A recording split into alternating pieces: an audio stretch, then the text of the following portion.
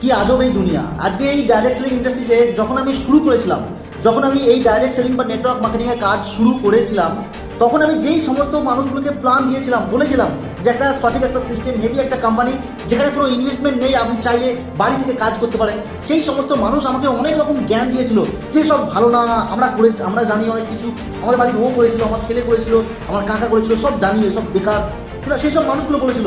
আর আজ প্রায় 1.5 বছর পরে, প্রায় 2 বছরের কাছাকাছি, আজকে এই সিস্টেমে সেই সমস্ত মানুষগুলো যেচে আসছে, বলছে আরে ভাইপো কী করছো, বা ভাই কী করছিস, মানে এরকমভাবে মানুষ এসে জিজ্ঞাসা করে আজকে শুরু করছে। তো আমি একটা জিনিস ভাবি, লোক আমাকে সম্মান করছে না, আমার সেই যোগ্যতাটাকে সম্মান করছে।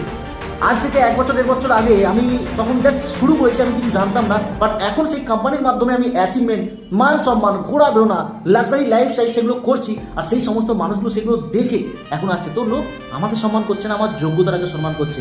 তো ভাই, ডাইরেক্ট সেলিং ইন্ডাস্ট্রিতে মনে করলে যে কেউ সাকসেস হতে পারে, কারণ এটা এমনই একটা ইন্ডাস্ট্রি, যে ইন্ডাস্ট্রিতে বিজনেস করতে গেলে কোনো ইনভেস্ট করতে হয় না 50,000 লাখ টাকা, শুধু নিজের টাইমটাকে ইনভেস্ট করতে হয়, সিস্টেমকে মেনে কাজ করতে হয়, সঠিক সিস্টেমকে ফলো করে কাজ করতে হয়, ডিসিপ্লিনের সাথে, সততার সাথে, তো অবশ্যই সাকসেস হতে হওয়া যায়।